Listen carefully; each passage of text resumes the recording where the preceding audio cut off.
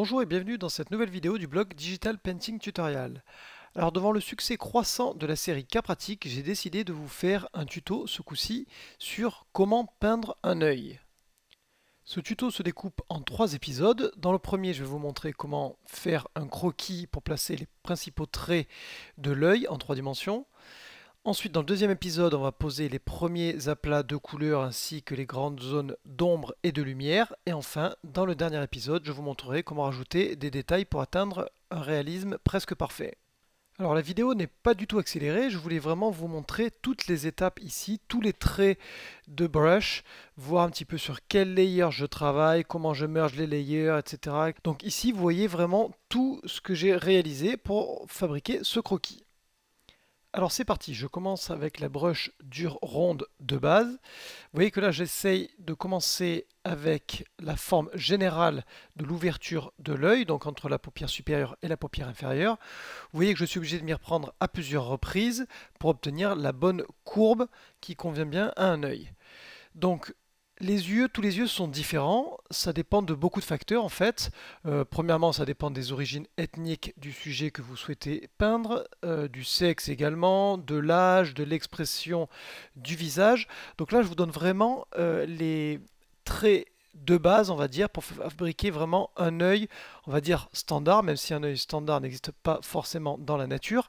Et à partir de là, vous pouvez broder pour justement travailler une nouvelle expression du visage, faire un œil avec une personne qui est en train de sourire, etc. Porter les vieillissements du temps sur l'œil et notamment sur les paupières et sur les effets de la peau. Vous voyez ici que j'utilise la technique que je décris dans l'article Comment avoir un bon coup de crayon. Donc je travaille sur une layer temporaire, je trace un trait et ensuite je viens gommer l'excédent de trait qui ne me convient pas, ainsi que sous la layer en dessous. Et ensuite je viens merger la layer supérieure avec celle qui se trouve en dessous. Ici, pour mieux arriver à tracer la courbe qui m'intéresse pour tracer la paupière supérieure, je dézoome parce qu'en fait vous allez vous rendre compte que c'est beaucoup plus facile en dézoomant et ensuite je fais une rotation du canevas. Donc là je dessine les deux paupières parce que les paupières ont véritablement une épaisseur, donc il faut la représenter aussi bien sur la paupière supérieure que sur la paupière inférieure. Donc après avoir tracé le contour des paupières qui s'appliquent sur le globe oculaire, je viens dessiner un trait pour représenter l'épaisseur de la paupière. Ensuite, je viens placer les premiers repères ici dans le coin de l'œil. Alors, ça a un nom au niveau anatomique, je vous passerai les détails, c'est un nom à coucher dehors. Voilà, donc ici, je le représente. Ensuite, je vais m'attaquer à l'iris. Alors l'iris, le plus simple, c'est vraiment d'utiliser le Marquee Tool en forme d'ellipse et de tracer un cercle. Alors pour dessiner un œil, je vous conseille fortement d'utiliser des références. Vous cherchez ça sur Google, vous prenez plusieurs références, ça va vraiment vous aider pour dessiner. Ensuite, une fois que mon ellipse est bonne, je viens la transformer en stroke pour avoir vraiment un trait parfait. Je réduis l'opacité de la layer pour obtenir à peu près la même couleur de trait que ce que j'avais pour le reste de l'œil. Et de la même manière, je viens dessiner la pupille. Alors pour résumer et faire simple, vous voyez que l'œil a une forme grossière d'amande. Il n'est surtout pas symétrique. Et l'iris est rarement centré au milieu de l'œil. Vous voyez que la pupille et l'iris sont décalés un petit peu vers le haut. Ce n'est pas une coïncidence si je l'ai dessiné comme ça. C'est rare de voir l'intégralité de l'iris. Ensuite, j'utilise la gomme pour venir gommer l'excédent qui est caché donc par les paupières. Une fois que je suis satisfait, une fois de plus, je viens merger, donc fusionner la layer avec les layers en dessous avec un CTRL E. Donc là, juste pour reprendre, j'ai l'habitude de dessiner un œil en commençant par la forme de l'ouverture de l'œil. Vous verrez certains tutos qui vous conseilleront de commencer avec l'orbite par exemple et de venir placer l'œil ensuite, ou de commencer avec le globe oculaire et de venir placer les paupières par-dessus. Je trouve que cette technique de commencer d'abord par l'ouverture de l'œil est beaucoup plus facile. On place ensuite les paupières et l'iris. Ensuite, en dessous, là, je m'attaque au pli créé par la paupière inférieure. Donc à force d'ouvrir l'œil et de fermer l'œil, ça finit par créer un petit pli sous l'œil. Donc c'est ce que je trace ici. Donc vous avez ce pli qui se forme en dessous de la paupière inférieure et également un pli qui vient se former au-dessus de la paupière supérieure et donc qui représente un pli où vous avez une ombre d'occlusion où la lumière a beaucoup de mal à pénétrer par l'ombre qui est créée par le sourcil et par l'arcade sourcilière. Alors ensuite, je viens positionner une zone pour le sourcil. Donc c'est pas du tout la peine de chercher à rentrer dans les détails pour le sourcil, il suffit de mettre simplement une forme générale. Enfin, on passe aux cils. Alors les cils, c'est difficile de ne pas les traiter en détail, mais là je positionne les premiers cils simplement pour définir une zone un petit peu comme je l'ai fait pour le sourcil.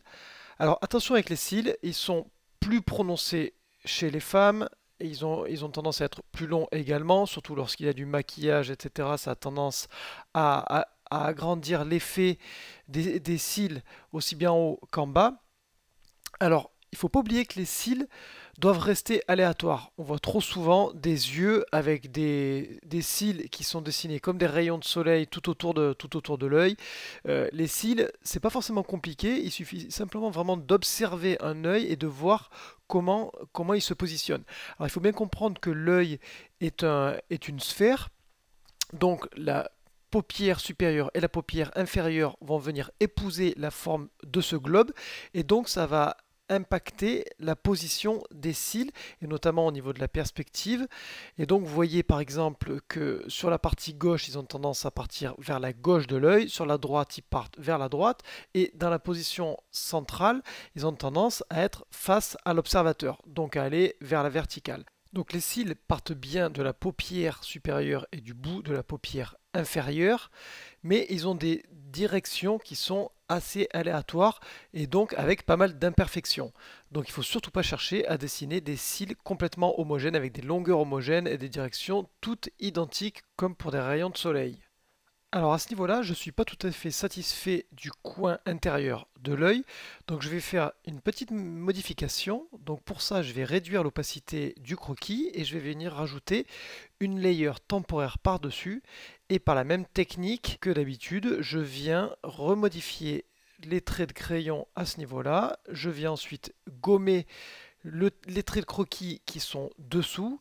Et ensuite, je viens gommer les traits de croquis sur la layer temporaire que je viens de créer pour que les deux se joignent correctement. Ensuite, à partir de là, je peux venir fusionner les deux layers et obtenir voilà, un trait de croquis qui devient complètement homogène et qui a été modifié après coup. Ça, c'est les gros avantages du digital painting.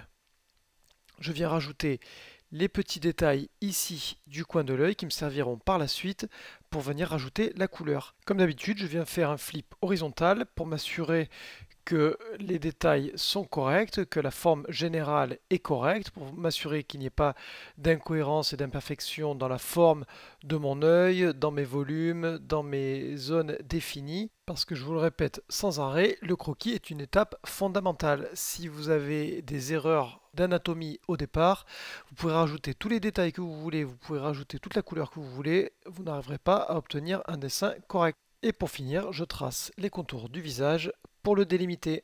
Voilà, le croquis de l'œil est terminé. On verra dans le prochain épisode comment appliquer la couleur. Si vous avez aimé cette vidéo, n'hésitez pas à faire un like et partager autour de vous et à vous abonner à la chaîne YouTube. Merci d'avoir regardé cette vidéo du blog Digital Painting Tutorial et à très bientôt sur le blog.